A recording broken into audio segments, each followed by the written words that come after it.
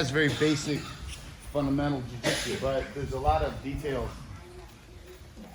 inside of that fundamental jiu-jitsu that most don't see, where it becomes very detailed and somewhat advanced, even though that it's fundamental. Okay? A couple things that you don't really see me doing is this. Okay, what I do is I move my hips so I'm not exactly aligned with him, just straight to where it's like he's 12 and I'm 6.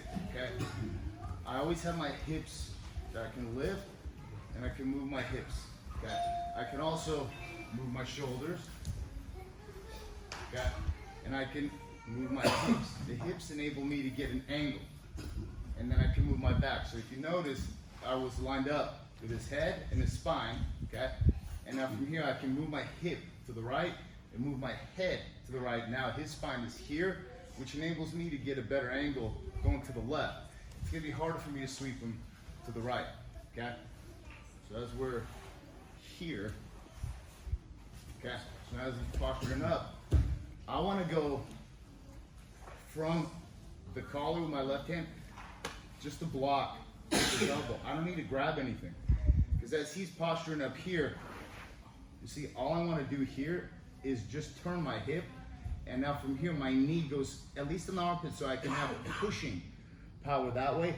This foot right here, okay, is going to hook ideally and completely, if I can, take his right leg and sweep it underneath him, not just block it and push it over.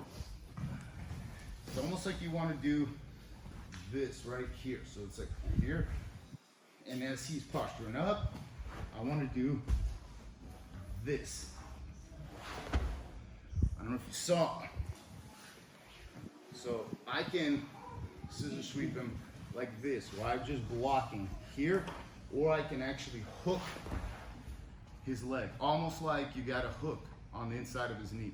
It makes it very difficult for him to recover from that, because one of the ways that I've failed at this sweep is that, not even whether it's this one or let's say a basic scissor sweep, is that as I go here and this leg blocks, he just lifts the knee, and now the sweep is gone. However, if you can put the knee back inside, if I get here and I hook that leg, okay, it makes it a lot harder for him to pick that leg up. And now as I transfer my right knee past my left knee line here, see how it sweeps his leg and turns him. So these are details that you kind of begin to understand, that when you combine them, that's what really makes your particular technique that you're applying effective. So as we're here, look, hip to the right, head, he's posturing up, and turns, and then I keep my hips engaged, because if I sweep him and I get here, he can bring that right knee in, and as I come up, it turns into an open guard, single leg X type situation, versus me actually getting into a mount. So obviously, getting on top in a passing position is better than nothing, but I'd rather sweep and mount, because if we just flip over, this is a mount. Except I wouldn't cross my feet because it would hurt my feet. Even though that you can't cross your feet. So now watch this. So oftentimes you get these judo guys, or non-judo guys, you guys have been watching judo guys, they'll break grips. Wrist grip, here, here. So what I do is I keep reaching. So if you notice, when both of his hands come to my wrist in order to break the grip, this is not even a real grip. I'm just grabbing just so that divert his hand. So I'm letting him strip, because if I really grip it, he pulls, it's gonna tweak my fingers, because I have a strong grip, but he's got a good grip on my wrist. So as I go here, he breaks the grip. As I go here, he breaks the grip.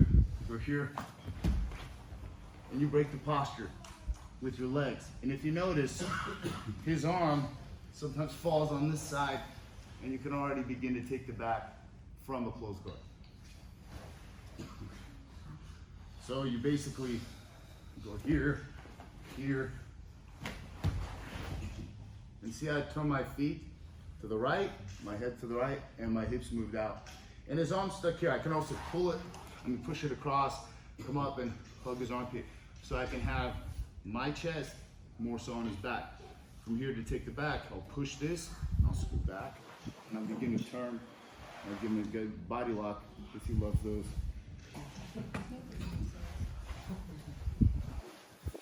So this is just a way to break their posture. Jeez. Boy, Bishop is a master at annoying ringers. One, you get here, two. Now look, he's got both. He's got to have people. Oh, and now we sit up. Okay? So I set up. It's literally a clinch, but my feet unlocked. Otherwise, I pull them back down. So here, look, I have a body lock here, okay? And I'm pushing forward with my forehead in his chest. Usually, and I think I'm almost trying to piggyback that way so it's like a body fold from self-defense. But what he does is that he pushes me onto my back.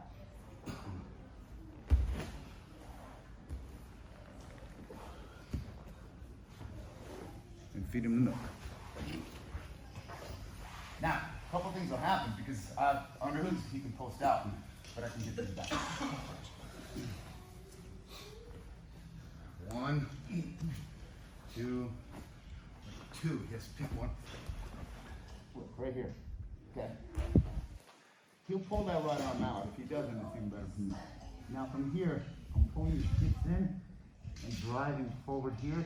The second I feel him try to push me back, I take him to my left. Here. Like he'll post out, but if you notice, I'm already able to potentially go to his back. This is a back mount, okay? Or it's like basically from half guard. If I don't open my guard, I'll have to pull him on top of me. So I go one here, goes this way, breaks that one, breaks that one. Look, let's say my guard was closed. Okay. And notice what I'm doing with the feet. Deep underhook here. Now it's just a matter of you making your way to the back. And I keep the pressure forward. Just don't keep your head up off the mat. Get your hands off the mat. Tough. Yeah.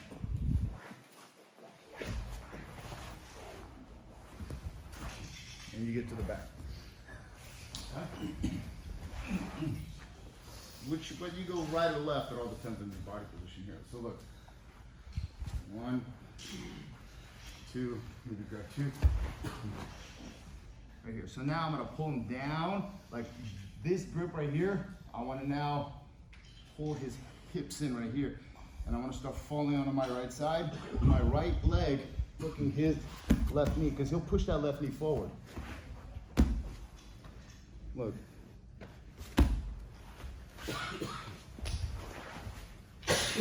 And now you have the back. It's no different than this. All I'm doing, look, double unders, but look, step over my leg, go half guard. All it is just half guard.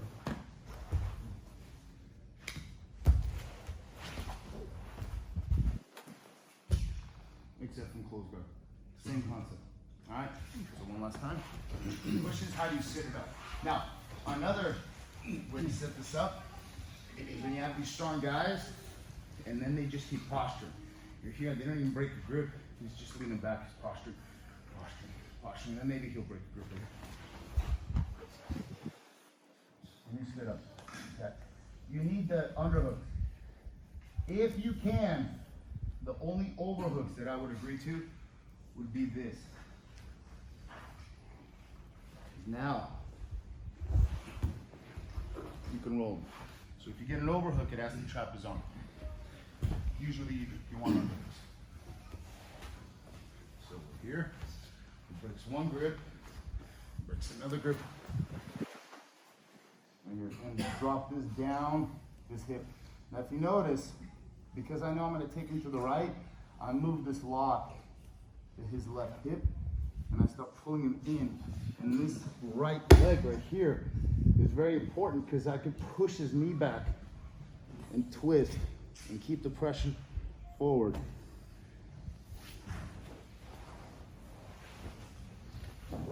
And you can get here, here, here. All right, let's try it. 1, 2, 3.